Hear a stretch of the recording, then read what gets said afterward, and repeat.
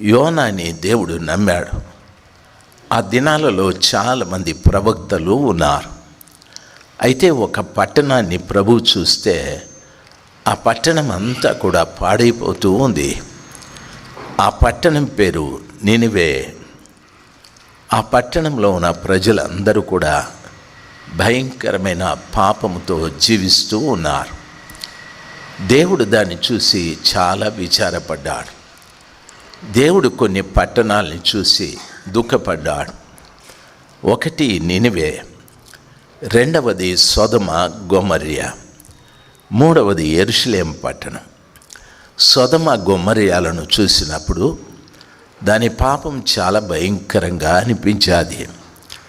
అందుకు ఆ పట్టణంలో ఉన్న ప్రజలు కూడా బ్రతకకూడదు, వారి ద్వారా ప్రయోజనం లేదని ప్రభుల వారు సొదొమ గొమొర్రా ఆ పట్టణాల మీద అగ్నిగంధకాలు కురిపించి మొత్తం నాశనం చేశాడు.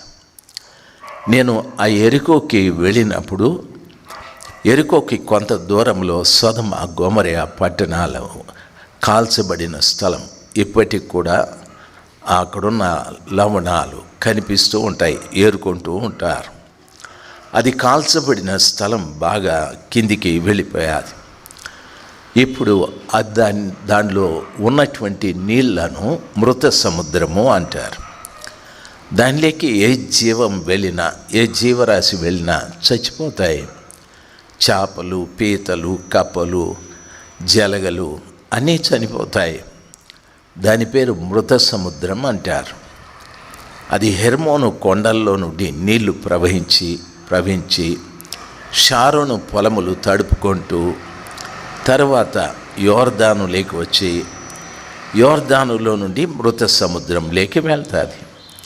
అంత మంచి నీరు అందులోకి వెళుతూనే విషంగా మారిపోతాయి. ఆ జలచరాలన్నీ కూడా చనిపోతాయి. ఆ రీతిగా ఆ సొదొమ గొమొర్రా పట్టణాల పరిస్థితి. యెరూషలేము పట్టణాన్ని చూసినప్పుడు కూడా దేవుడు చాలా దుఃఖపడ్డాడు. ఆ పట్టణాన్ని చూసి ప్రభు ఒక మాట అన్నాడు, యెరూషలేమా యెరూషలేమా, కోడి తన పిల్లల్ని తన రెక్కల కింద ఉంచుకున్నట్లు మిమ్మల్ని దాచుకోవాలి అనుకున్నాను, కానీ మీరు నా మాట విననొల్లకపోతిరి. అయితే ఈ పట్టణం రాయి మీద రాయిని నిలబడకుండా నేలమట్టం అయిపోతుందని ప్రభులు వారు ఏడుస్తూ చెప్పాడు. ఆ పట్టణస్థులకి ఆ మాటలు అర్థం కాలేదు. కానీ ప్రభువు తరువాత 60 సంవత్సరాల తరువాత యెరూషలేము పట్టణాన్ని పరిపాలించే రాజులు మారుతూ వచ్చారు. రోమా చక్రవర్తులు వచ్చారు. ఆ చక్రవర్తులలో నీరో అనే ఒక చక్రవర్తి బహు దారుణమైన వ్యక్తి. యెరూషలేము పట్టణాన్ని 8 రోజులు అగ్ని ఆరకుండా మండించి పట్టణాన్ని కాల్చి బూడిద చేసేసాడు. అది క్రైస్తవులే చేశారని క్రైస్తవుల మీద నింద మోపారు. ఆ రీతిగా సొదొమ గొమొర్రా పట్టణం పాడైపోయాది. ఆ తరువాత యెరూషలేము పట్టణం నేలమట్టమైపోయాది. ఆ తరువాత నినివే పట్టణం కూడా, దాని దుర్గతి కూడా చాలా భయంకరమైంది. ఒక ప్రవక్త, తాను ఎరిగిన ప్రవక్త ఆయన పేరు యోనా. యోనా అంటే పావురము అని అర్థం. దేవుడు నిన్నెప్పుడు తెలుసుకుంటాడంటే, పావురపు జీవితం నీకున్నప్పుడు, నీలో నిష్కళంకం, నీలో ఆ యొక్క పరిశుద్ధత, నీలో ఆ శ్రేష్టమైనటువంటి గుణాలు ఎప్పుడైతే ఉంటాయో అప్పుడు ప్రభు నిన్ను తెలుసుకుంటాడు. ప్రభు అంటాడు, ఇమ్మానుయేలు చర్చిలో నా కుమార్తె ఉంది, ఆమె నిష్కళంకురాలు, పరిశుద్ధురాలు. ఇమ్మానుయేలు చర్చిలో మా కుమారుడున్నాడు, ఆయన పరిశుద్ధుడు, నిష్కళంకుడు అని ప్రభు నిన్ను చూస్తాడు. చూసి ఆయన నీకు పని అప్పగిస్తాడు. యోనాని దేవుడు చూసి అతడు మంచివాడని వదిలిపెట్టలేదు. ఆ యోనాతో ఒక్కరోజు మాట్లాడాడు. యోనా, చెప్పండి ప్రభువా అంటే, నినివే పట్టణం నీకు తెలుసా అని అన్నాడు. తెలుసు ప్రభువా, నినివే పట్టణ ప్రజలు వారు చేసే పాపాలు నా దృష్టికి చాలా భయంకరంగా ఉన్నాయి. నేను వాటిని సహించలేకపోతూ ఉన్నాను. నువ్వు ఒక పని చేయాలి. చెప్పండి ప్రభా. ఆ పట్టణస్థులకు వెళ్ళి ఆ పట్టణం 40 రోజుల్లో నాశనం అయిపోతుందనే మాట చెప్పాలి అని. ప్రభా, ఊరుకోండి, మీరు ఒక మాట మీద నిఖరంగా ఉండరు. నేను వెళ్ళి వాళ్ళు నాశనం అయిపోతారని చెప్తాను. ఒకవేళ వారు మీకు భయపడి పశ్చాత్తాపడి ప్రభువా నన్ను క్షమించమంటే మీ మనసు మార్చుకుంటారు. అప్పుడు నేను చెప్పిన మాట ఏం కావాలా అని అన్నాడు. ఆ కథలన్నీ ఎందుకయ్యా నీకు? నేను చెప్పిన పని నువ్వు చేయి. వాడు పశ్చాత్తాపడితే మంచిదే కదా. వాడు అట్లే పాపంలో ఉంటే 40 రోజులు వానికి గడువిద్దాం. తరువాత వాని పరిస్థితి, సొదమ గురించి తెలుసు కదా, యెరూషలేము గురించి తెలుసు కదా, కాబట్టి వాళ్ళ పరిస్థితి నేను చూసుకుంటానని అన్నాడు. యోనాలో ఒక ఆలోచన ఉంది. ప్రభు నిఖరంగా ఉండడు. వాడు ప్రభుల వారు వారి మీద కోప్పడ్డాడు. పశ్చాత్తాపడితే క్షణానికి వాళ్ళ మీద ప్రేమ కూడా చూపెడతాడు. అప్పుడు నేను చెప్పిన మాట వ్యర్థమైపోతుంది అని యోనా గారు సరే సరే అని బయలుదేరి తర్షీషుకు బయలుదేరాడు. అయితే ఆయన ఒప్పేలో టికెట్ కొనుక్కున్నాడు ఓడలో ప్రయాణం అవటానికి. అక్కడికి కూడా నేను వెళ్ళినా. అక్కడ ఆయన టికెట్ కొని ఎక్కిన ఆ హార్బర్, ఆ స్థలాన్ని చూసిన. నేను అనుకున్నా, మా తాతగారు యోనా గారు ఇక్కడే ఓడెక్కినారు, మహానుభావుడు అని అనుకున్నా. ఓకే, అది ఎక్కి ఒక ఓడలో ప్రయాణం చేస్తూ ఉన్నాడు. యోనాకి కలిగిన ఒక చేదైన అనుభవం ఏమిటంటే, ఎప్పుడు ఆయన ఓడలో వెళ్తాను, నేను వెళ్ళే ఆ ఓడకు తుఫాను ఒకటి వస్తుంది, నేను ఇబ్బందికి గురవుతాను అనేది తెలియదు. దాని అర్థం, దేవుడు నిన్ను ఎరుగున్నా నీకు భవిష్యత్తు తెలియదు. దేవుడు నిన్ను ఎరిగి ఉన్నా నీకు భవిష్యత్తు తెలియదు. రేపేం జరుగుతుందో నీకు అర్థం కాదు. అందుకని ప్రభువుతో సంబంధం అనేది మనం చాలా జాగ్రత్తగా గడుపుకుంటూ ఉండాలి. ఆమెనని ఇక్కడ నుండి బయలుదేరతానే, ఏ మచా ఇట్రా అనేది, ఏ బాస్ ఇట్రా అనేది, ఈ దరిద్రపు కల్చర్ నీకు ఉండకూడదు. ఈ భాష, ఈ చెడు స్నేహాలు చేసేటటువంటి వారిని దేవుడు ఇంకా తెలుసుకోలేదు. వారు దేవుని పనిలో నికరస్తులు కూడా కాదు. యోనాలాగా ఆయన ఎరిగి ఉన్న దేవుడిచ్చిన పనిని ఆయన ఖాతరు చేయలేదు, లెక్క చేయలేదు. ఆయన ఆలోచన ఏమిటంటే, ప్రభుల వారు శిక్షిస్తారు, కోపపడతారు, తిరిగి ప్రేమిస్తారు. ఆయన శిక్షను విధిస్తానని చెప్పి పశ్చాత్తాపడితే తన మనసు మార్చుకుంటాడు.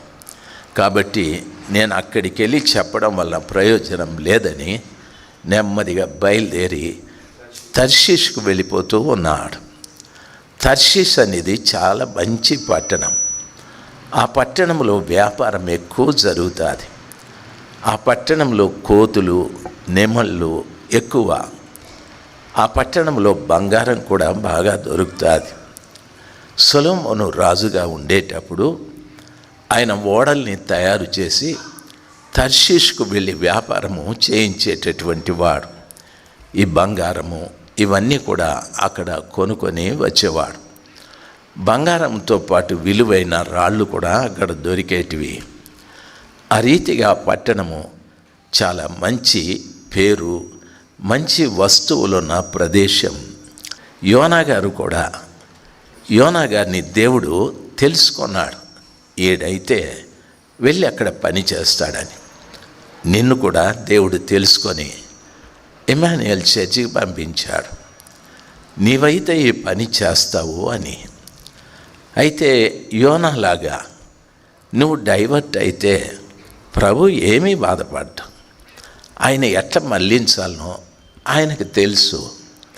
యోనా కొంత దూరం ప్రయాణమైపోయాడు. ఆయన అంటాడు, తర్షీష్కు వెళ్ళే ఓడలో కేవు అంటే టికెట్టు అని అర్థం.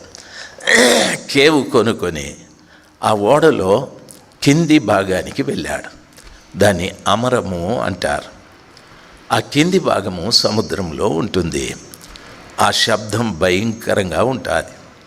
సముద్రపు అలలు దాన్ని కొడుతూ ఉంటాయి. ధమ్ ధమ్ అని శబ్దం ఉంటుంది. ఆయన అక్కడికి వెళ్ళి పడుకొని నిద్రపోతూ ఉన్నాడు. ఎంతసేపు ప్రయాణం అయిపోయిందో, ఓడ ఎంత దూరం వెళ్ళిందో, ఈయన ఎంతసేపు నిద్రపోయాడో తెలియదు. ఈలోపుగా ఆ ఓడకి పెద్ద తుఫాను తగులుకుంది. పెద్ద పెద్ద అలలు. ఓడ అతలాకుతలమైపోతూ ఉంది. ఓడలో ఉన్నవారందరూ కూడా చాలా భయపడుతున్నారు. ఆ ఓడలో ఉన్నవారందరూ కూడా వ్యాపారస్తులే, తర్షీష్కు వెళ్ళి వ్యాపారం చేసుకోవాలి అని. అయితే ఆ ఓడ అస్సలు ఉంటుందా అని అందులో ఉన్న ఆ కెప్టెన్ గారు చెప్పారు, ఓడని తేలిక చేస్తే కాస్త బాగుంటుందని. బైబిల్ సెలవిస్తుంది, పెద్ద తుఫాను యోనా ఉన్న ఓడకి వచ్చేది. ఎందుకు వచ్చేది అంటే బైబిల్ సెలవిస్తుంది, దేవుని పిల్లలు బాగా వినాలి. యోనా యెహోవా సన్నిధిలో నుండి పారిపోయాడు అని వాక్యము సెలవిస్తుంది. యోనా దేవుని మాట వినకుండా పారిపోయాడు అని. ఈ రెండు మాటలు బాగా గుర్తుపెట్టుకోవాలి. యోనా మంచి ప్రవక్త, దేవునికి తెలుసు. అయితే యోనా వెళుతున్నటువంటి ఆ ప్రయాణము దేవునికి ఇష్టం లేదు. దేవుడు తర్షీష్కు వెళ్ళమన్నాడు. ఆయన ఇంకొక దగ్గరికి వెళ్తూ ఉన్నాడు. దేవుని పిల్లలు గమనించాల్సింది, దేవుని పిల్లలు ఆలోచించాల్సింది, ఈరోజు ఏదైనా నీ జీవితంలో తుఫాను వస్తే నీ ఇంట్లో దేవుని చిత్తాన్ని జరిగించేవారు లేరు. నీ ఇంట్లో దేవుని మాటకు లోబడేవారు లేరు. అందుకే తుఫాను ఎదురయ్యాది. ఆ తుఫాను ద్వారా ఓడలో ఉన్న వాళ్ళందరూ కూడా కలవరపడ్డారు. మన ఇంట్లో ఉన్న వాళ్ళు కూడా కలవరపడుతూ ఉంటారు, భయపడుతూ ఉంటారు.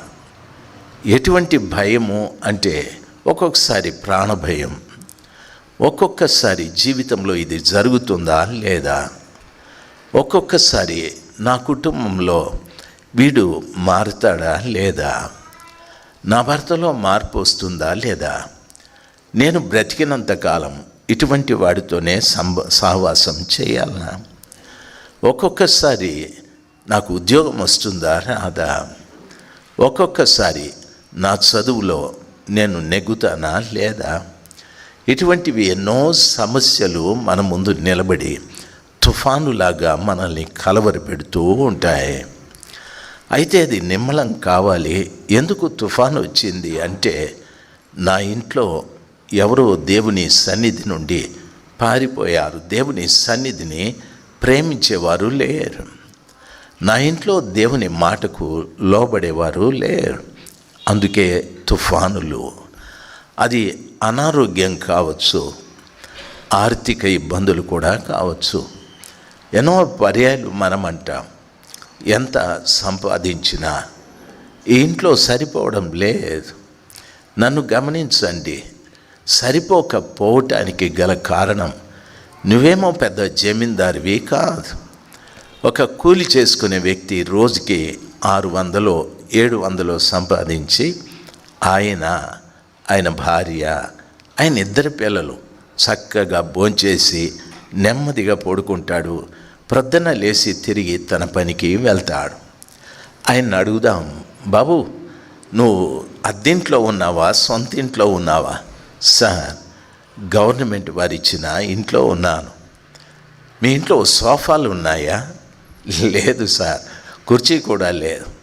మీ ఇంట్లో కనీసం ఫ్రిడ్జ్ ఉందా? అదేంది సార్? సర్దిపెట్టి అది కూడా లేదు సార్.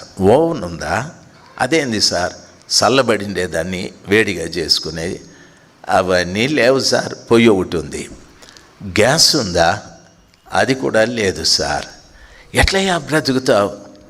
రండి మా ఇంటికి, లక్షణంగా మంచి భోజనం చేసుకుంటాం, మంచి కూర చేసుకుంటాం, నేను నా భార్య నా పిల్లలు కడుపారా తింటాం, కంటారా నిద్రపోతాం, సాపేసుకొని తలగడుంటే చూస్తాం, లేకపోతే చేయి పెట్టుకొని హ్యాపీగా తెల్లారి కోళ్ళు అరిసేదాకా నిద్రపోతాం.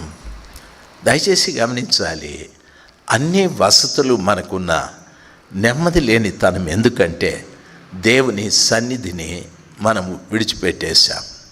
ఎన్నో పర్యాయాలు దేవుని సన్నిధానంలోకి రావాలి. దేవుడు మనకిచ్చిన అవకాశం ఒక ఆదివారమే కాదు, ఎన్నో వాగ్దాన కూడికని, ఉపవాస కూడికని, ఆల్ నైట్ ప్రేయర్ అని ఎన్నో పర్యాలు మనం కలుసుకోవటానికి అవకాశాలు ఉన్నాయి. శనివారాల్లో యవనస్తుల కూడికని కూడా ఉంది. కానీ మనము ఆయన సన్నిధానంలోకి రావటానికి ఇష్టపడడం లేదు. దేవుని పిల్లలుగా మీకు నా మనవి, దేవుని సన్నిధిని మనం ఎప్పుడు త్రోసిపుచ్చుతామో ప్రభువు కూడా మనకు దూరం అవుతూ ఉంటాడు. ఎరా చర్చి కదా ఈరోజు అంటే, ఆ పెద్ద ఆయనకి ఏమీ అసలు బుద్ధి లేదురా, ఎన్ని కోటాలు పెడతాడు ఏమో, మేము పోలేక చచ్చిపోతా ఉన్నామని. నువ్వు పోలేక చచ్చేది కాదు, దేవుని సన్నిధిని త్రోసేస్తూ ఉన్నావు. యోనా దేవుని సన్నిధిని త్రోసిపుచ్చిన కారణాన దేవుడు దూరమయ్యాడు, తుఫాను ఎదురయ్యాది. దేవుని సన్నిధిని త్రోసిపుచ్చిన కారణాన దేవుడు దూరమయ్యాడు, రోగం ఎదురయ్యాది. దేవుని సన్నిధి త్రోసిపుచ్చిన కారణాన దేవుడు దూరమయ్యాడు, కష్టాలు ఎదురయ్యాయి. చాలామంది చెప్తారు, ఒకటి పోతే ఒకటి కష్టాలు మాకు వస్తూ ఉన్నాయి, వాటిని భరించలేకపోతూ ఉన్నాం. ఎట్లా ఈ కష్టాల నుండి మేము విడుదల పొందాలి అనే సమస్య మాకు ఎక్కువ ఉంది. ఏం చేస్తే ఈ కష్టాల నుండి బయటపడతాము అని అంటూ ఉంటారు. కొంతమంది పైకి బాగా 16 పండ్లు చూపిస్తారు అని, లోపల ఎంత బాధ ఉంటుంది. వాళ్ళకు ఒంటరిగా దొరికితే చెప్తారు పెద్ద స్టోరీ. ఎవడైనా రచయిత ఉంటే ఆ కథ రాసి సినిమా వాళ్ళకి ఇస్తే మంచిగా హిట్ అవుతుంది, అన్ని విషయాలు చెప్తారు. దయచేసి గమనించాలి, కుదరని రోగం నీకుంది, లేక కష్టం తర్వాత కష్టం నీకుంది, లేక ఎన్నో నష్టాలు జరుగుతూ ఉన్నాయి. ఇవన్నిటికీ కారణం ఏమిటి అంటే దేవుని సన్నిధికి దూరం అవుతున్నావని దాని అర్థం.